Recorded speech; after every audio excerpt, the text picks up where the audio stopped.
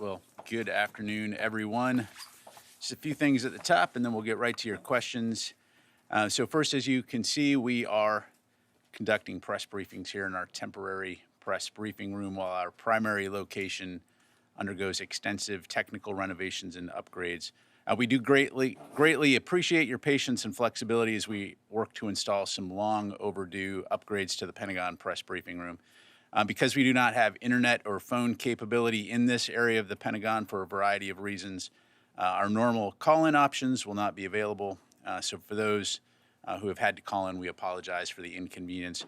However, we will aim to get our briefing transcripts and the audio up as quickly as possible for reporting purposes. We'll also aim to answer your questions through our DoD press desk when you send them to us. Moving forward, we'll look at ways to improve our briefing operations and the facilitation and expect that our regular press briefings will resume back in the press briefing room in middle to late May. So again, we appreciate your patience and flexibility and extend our thanks to the Department of the Air Force for allowing us to use Airman's Hall as our temporary briefing home. In other news, Secretary Austin returned yesterday from a very productive series of meetings in the Republic of Korea and the Philippines. The Secretary and his Korean counterpart, Minister Lee Jong-sup, jointly reaffirmed measures to enhance extended deterrence on the Korean Peninsula. The two leaders additionally pledged to closely cooperate regarding U.S. strategic assets in the future, as well as further expand and bolster the level and scale of combined exercises and training. In the Philippines, Secretary Austin had his first in-person meeting with his counterpart, Secretary Galvez, and reiterated that the U.S. commitment to Philippine security is ironclad. The Secretary expressed his appreciation for the Philippines' approval of 4 new enhanced defense cooperation agreement locations, and both Secretary Austin and Secretary Galvez noted that the EDCA is a key pillar of alliance cooperation and supports combined training exercises and interoperability. Separately, the Department of Defense announced today a significant new package of security assistance for Ukraine. This includes the authorization of a presidential drawdown of security assistance valued at up to $425 million, as well as $1.75 billion in Ukraine Security Assistance Initiative funds. The presidential drawdown is the 31st such drawdown of equipment from DoD inventories for Ukraine. In total, the U.S. has now committed $32 billion in security assistance to Ukraine since 2014 and $29.3 billion since Russia's unprovoked and illegal invasion nearly 1 year ago this month. Today's announcement includes critical air defense capabilities to help Ukraine defend its people, as well as armored infantry vehicles and more equipment that Ukraine is using to so effectively, including Javelin anti-tank missiles, artillery ammunition, and conventional and long-range rockets for U.S.-provided HIMARS. Additional information on this security package can be found on defense.gov. In regards to our announcement last night regarding the high-altitude surveillance balloon, I'm not going to have much new information to provide other than to say that the North American Aerospace Defense Command continues to monitor it closely. While we won't get into specifics in regards to the exact location, I can tell you that the balloon continues to move eastward and is currently over the center of the continental United States. Again, we currently assess that the balloon does not present a military or physical threat to people on the ground at this time, and will continue to monitor and review options. Finally, Secretary Austin will host a bilateral meeting today here in the Pentagon with Australian Deputy Prime Minister and Minister of Defense Richard Marles. The Secretary looks forward to discussing bilateral defense cooperation and our mutual security efforts within the Indo-Pacific region and beyond. A full readout of the engagement will post later today to defense.gov. And with that, we'll go ahead and move to your questions. We'll start with AP, Tara Kopp. Hi, Pat. Thank you for doing this. China has said this is just a weather balloon that has veered off course. Why is the Pentagon convinced that this is a surveillance balloon? And then can you give us a little bit more on the status of the balloon? You said it's in the central U.S. What state? Do you have any guidance for people as they see this balloon, or they're trying to photograph it, or maybe try and interfere with it? Sure. Thanks, Tara. So first of all, we are aware of the PRC's statement. However, the fact is we know that it's a surveillance balloon, and I'm not going to be able to be more specific than that. We do know that the balloon has violated U.S. airspace and international law which is unacceptable. And so we've conveyed this directly to the PRC at multiple levels. And in terms of specific locations, I'm not going to be able to go into specific locations again, other than to say it's moving eastward at this time. Yeah, you had a follow-up? Well, just a quick follow-up on, as people start to see the balloon, do you have any guidance for, should they try not to interfere, not photograph?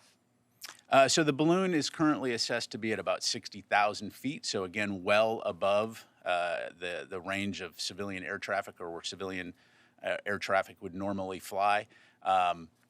Certainly aware that there are cameras, civilian-owned commercial cameras that could spot this balloon.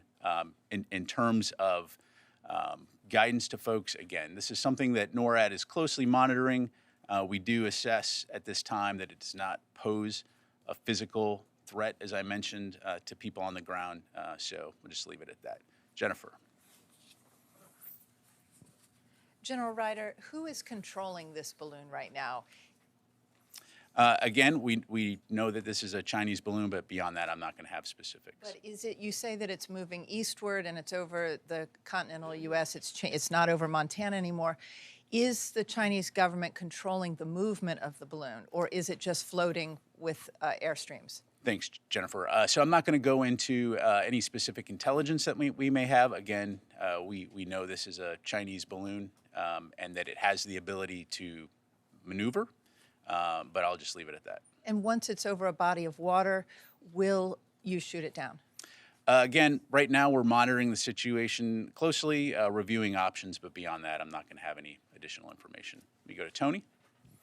One quickie on the balloon. Can you confirm the photos that are out there that this is not the man in the moon and that is the actual balloon?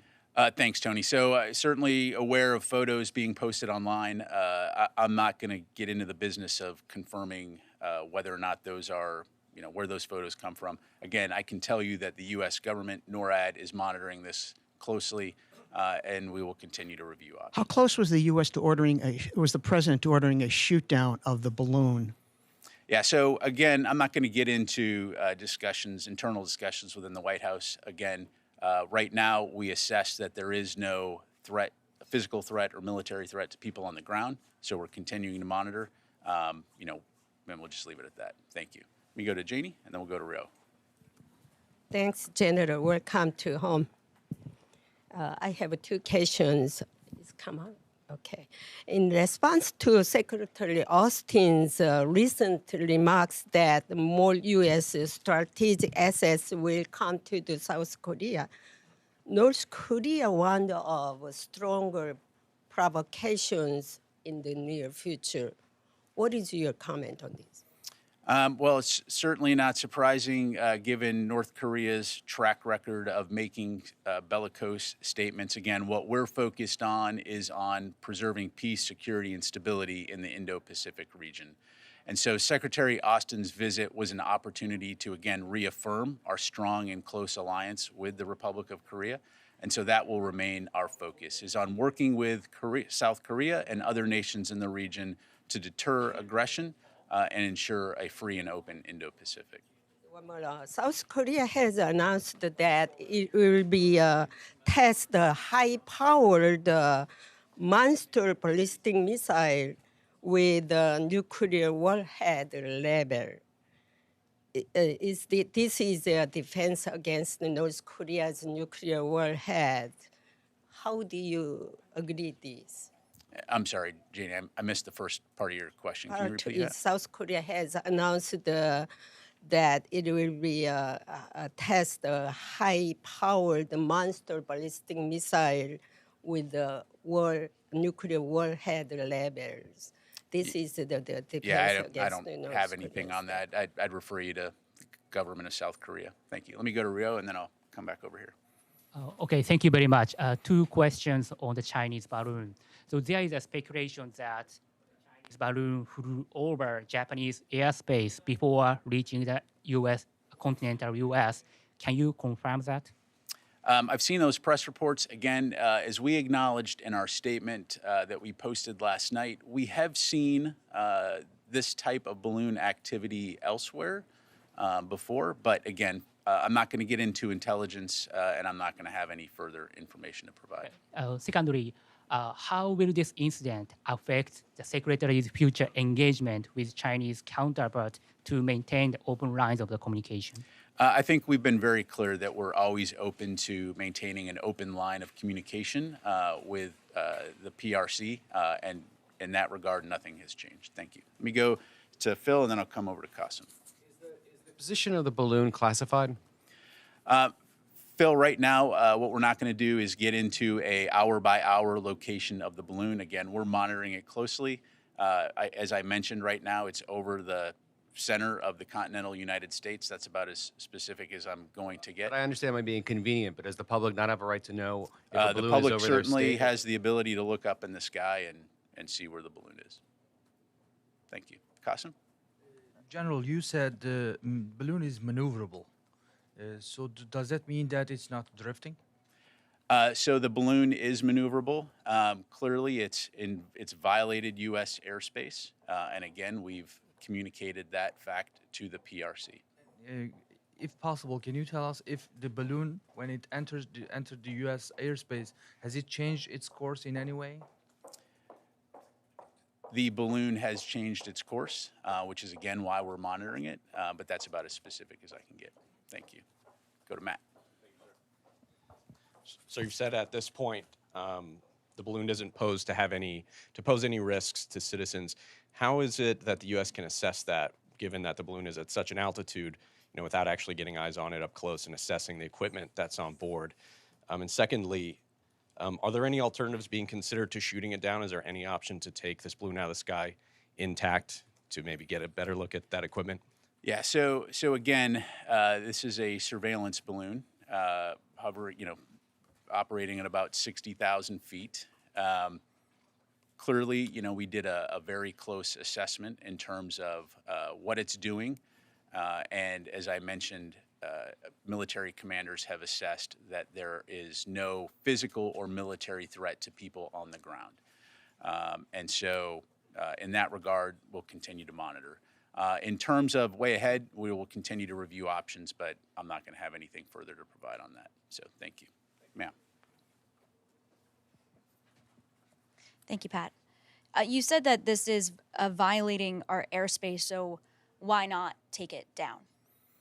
Yeah, so, clearly as we assess options and considering the size of the payload on this, looking at the potential for debris and the impact on civilians on the ground or property damage, again, running through the various factors and looking at in terms of does it pose a potential risk to people while in the air.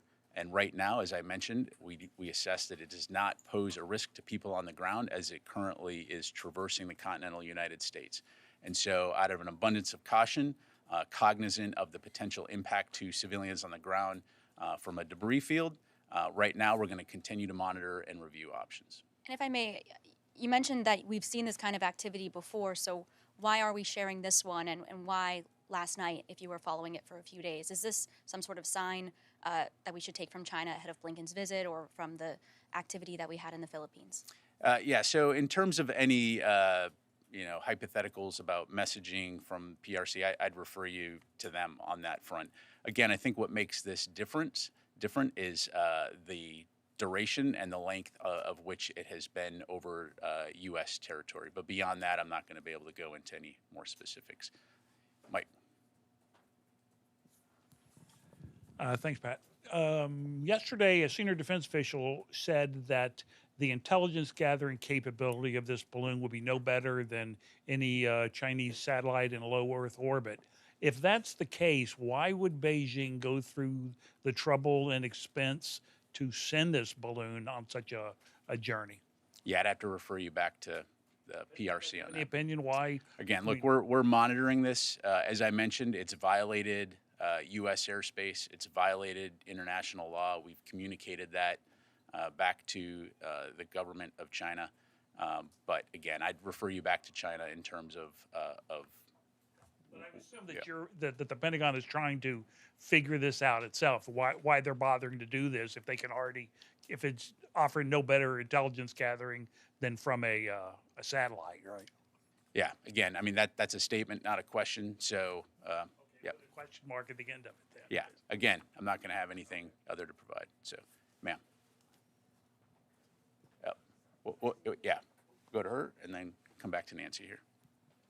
I was wondering, is there any way that the Pentagon is able to gauge how long it could potentially loiter, comparing to balloons that have been in the past? And, how long do you anticipate that it could loiter? Sure. Yeah, so as I mentioned, we'll continue to monitor it. Right now, we assess that it'll probably be over the United States for a few days, but we'll continue to monitor, review our options, and keep you updated as we can. Thank you. Okay, let me go to Nancy here. Hi, General. I want to go back to a couple of things you said. You said several times that the U.S. is reviewing its options. I'd like some clarity. Is the option of shooting down the balloon, particularly as it's going over more populated areas, off the table? Is that still amongst the options that the U.S. military is considering? And if so, under what conditions would it do so? Yeah, thanks, Nancy. So at this stage, what I can tell you is, again, we're reviewing options. I'm not going to go into more specifics than that. And when and if there's any updates to provide, we'll let you know. It's been ruled out, shooting. Again, we're monitoring it and we're reviewing options. I'll just leave it there. And then a senior defense official yesterday said that similar incidents had happened under the previous administration, and yet some of those administration officials have come forward and said they're not familiar with it. Is there any way you could give us more details on when it's happened, over whether it was over the continental U.S. or over U.S. territories? Is that something you could potentially take to provide the public more details about the extent that these things happen? So what I would tell you right now is that information is classified. I'm not able to provide it other than I can confirm that there have been other incidents where balloons did come close to or cross over U.S. territory. And then I just want to reiterate something that Phil said earlier, that given that it's not classified and the public can see it, I just ask that you take the question that we have more specifics on where it is, given that there's no clear security reason by your own estimation in terms of keeping that information from the public. Sure. Yeah, absolutely. And again, we're just not going to get into an hour by hour where the balloon is. So we will do our best to keep you and the public informed in general terms on where the balloon is, and try to be helpful in that regard. Guessing game where people think it's flying over. I just think Yep. some fidelity would be in everybody's Understood. interest. And again, I think a key point here to make, and to purposefully belabor the point, which is that, again, as this balloon traverses the continental United States, we assess that it currently does not pose a physical or military risk to people on the ground. So we will continue to monitor, we'll continue to review our options, and provide information and updates as we're able to. So, Jennifer. If it approaches Washington, D.C., will you shoot it down? Again, Jennifer, we're reviewing options, but I'm not going to get into hypotheticals or speculate on potential future actions. So let me go to the back of the room here, and then I'll come up to Joe. Thank you, General. Thinking about the route of the balloon, was it impossible for the DoD to deal with the balloon before it reached to the airspace of the United States? Yeah, so we've been monitoring the balloon. We are aware. Again, as I mentioned, it is a maneuverable craft, and we continue to assess and make appropriate decisions based on how we're going to address, what we perceive as a potential threat or not. The safety and security of the American people is paramount, and so again, at this time, we assess that it does not pose a physical threat to people on the ground. We'll continue to monitor it, and we'll continue to review options. Thank you. Let me go ahead and go to Joe here, and then we'll come back to this side of the room. So you said that this is the first time this isn't the first time we've seen a balloon fly over the continental U.S. In the past, has it flown over other sensitive areas, such as military bases? You haven't been very specific. It's just the continental U.S. Yeah, no, I appreciate it. I haven't been very specific because that information is classified, and I'm just not going to be able to talk about it. So thank you. Idris. The Canadian Defense Ministry yesterday said they were tracking a second potential spy balloon. Are you tracking a second potential incident? And when the balloon was coming, I guess what I'm confused about is when were there discussions to shoot down the balloon? Were there any discussions about shooting down the balloon when it was not over the United States, when it was potentially over international waters? Or were the discussions only when it entered U.S. airspace? Yeah, thanks, Idris. So on your first question, we are tracking one balloon. So in regards to statements by Canada, I'd refer you back to them on that. In terms of the discussions about whether or not to shoot down this balloon, that was an option, right? And so that was something that was taken into consideration. Again, because we assess that currently it does not pose a physical or military risk to people on the ground, for now we're continuing to monitor and review options. Thank you. We'll go back to Ellie and then we'll come up here. Thank you. How big is the balloon that you're tracking? And have you guys picked up, is it leaving anything in its wake like sensors? Yeah, so on your latter question, I'm not going to get into intelligence. We do continue to monitor the balloon. We do know that it is a surveillance balloon. In terms of the size, I'm not able to get into the specifics other than to say that it is big enough that, again, in reviewing our approach, we do recognize that any potential debris field would be significant and potentially cause civilian injuries or deaths or significant property damage. So again, this is part of the calculus in terms of our overall assessment. But again, we'll continue to monitor it. We'll continue to review our options and keep you updated as able. Let me go here and then over to here. Thank you. Following up on the balloon question, during your conversation with the Chinese, have they indicated to you what is inside the balloon to prove the point that it's a civilian balloon or weather monitoring thing? And does that assessment differs from your assessment of what is inside the balloon, what it's trying to do? And secondly, on an India question, this week India and US launched a initiative on critical emerging technologies. This has quite a bit of defense component in it. Can you give us some more details about it and how it's going to strengthen, build up your relationship with India? Sure. On your second question, I'll have to take that because I just don't have that information in front of me. On the first question, I appreciate it. As I mentioned, we have contacted the PRC. I'm not going to get into their reaction. I'd refer you to them for that. But we have clearly communicated that this balloon is violating U.S. airspace and international law and that this is unacceptable. Thank you. Go over here and then go over here. Thank you, sir. Is the Pentagon looking at any possibility of maybe altering the course of the balloon to take it to a location where they could shoot it down in a rural area? Again, monitoring, we're reviewing options, but I'm not going to go into any further specifics. Thank you. Sir? Considering that this is a surveillance balloon, as you said, does it have ability to collect very sensitive data, given that it flies over nuclear sites in the state of Montana? Yeah, so again, I'm not going to get into intelligence. As we mentioned in our statement last night, once the balloon was detected, we acted immediately to protect against the collection of sensitive information, and I'll just leave it at that. Thank you. Phil? Is there any possibility that there's any nuclear or radioactive material aboard the balloon, or is there anything that's aboard the balloon that makes you believe that it could pose a risk if it were shot down?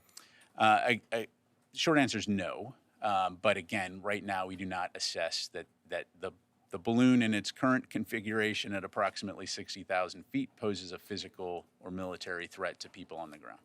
Thank you. Joe? Ukraine question. The small diameter bomb in the latest Ukraine aid package has the potential to target Crimea. Is that the intent behind providing it now? So thanks for the question, Joe. So yes, as part of the USAI package, we will be providing ground launch small diameter bombs to Ukraine. This gives them a longer range capability, long range fires capability that will enable them again to conduct operations in defense of their country and to take back their sovereign territory in Russian occupied areas. When it comes to Ukrainian plans on operations, clearly that is their decision. They are in the lead for those. So I'm not going to talk about or speculate about potential future operations. But again, all along we've been working with them to provide them with capabilities that will enable them to be effective on the battlefield. And just as a follow-up to that, can you talk specifically about this particular group of capabilities? You know, how are they tailored to what's happening in Ukraine now? For instance, there's equipment that connects the various air defense systems. Just can you speak to why this specific package now? Yeah, sure. So, so again, it's important to look at this from a evolution standpoint in terms of adapting to the conditions on the ground. And so we've been focused on several key areas in the last few months to support Ukraine, specifically air defense capabilities, armor capabilities, long-range fires capabilities, and then combined with training in order to enable them to have the ability to conduct combined arms. And so looking at things like further enhancing and enabling their integrated air defense, which I think everyone continues to watch with horror as Russia conducts aerial bombardment on civilian targets throughout Ukraine. So working with them in those areas, but also through the combined arms training, enabling them to be able to change the equation on the front lines, not only defend their territory, but take back sovereign territory. Thank you, Tony. That one. Within in the announcement, there's a one line that says precision guided rockets. Is that the ground launched? That is the ground launch small diameter bomb. Thank you. Yep. Okay,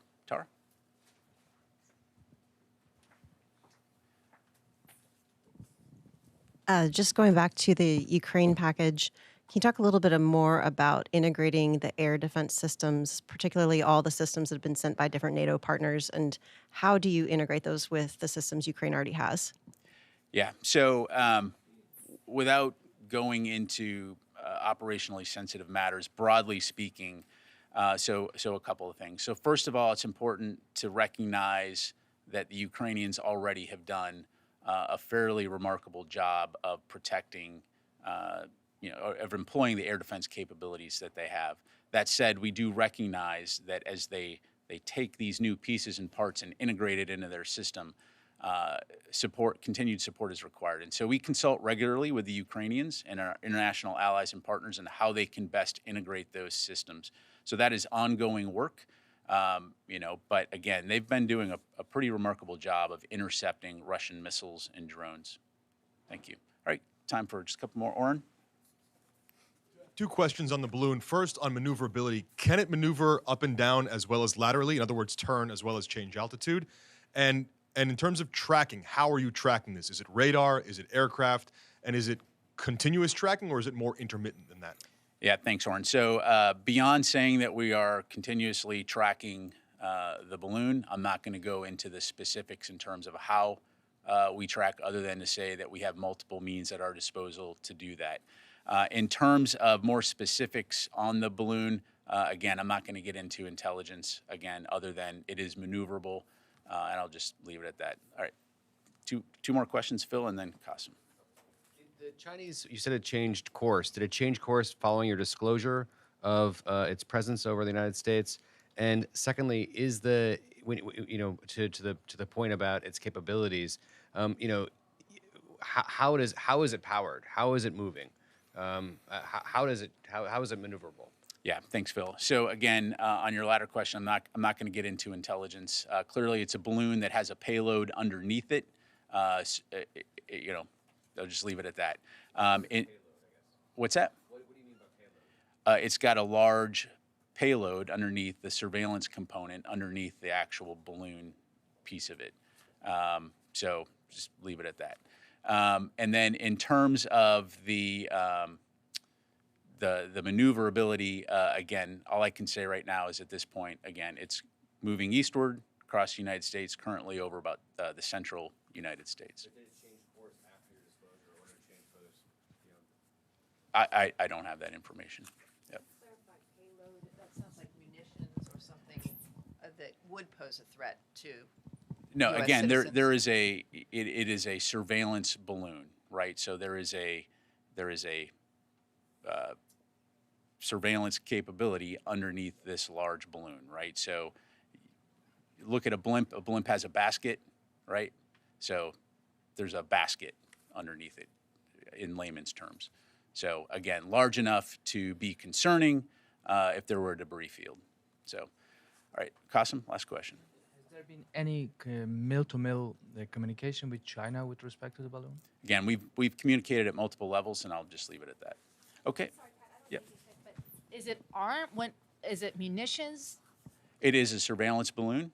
Again, does not pose. We currently assess it does not pose a physical or military risk to people on the ground. Okay, what could payload that? Is it an engine? I'm trying Again, to. I can't go into more details. So, okay. Thank you very much, everybody. Appreciate it.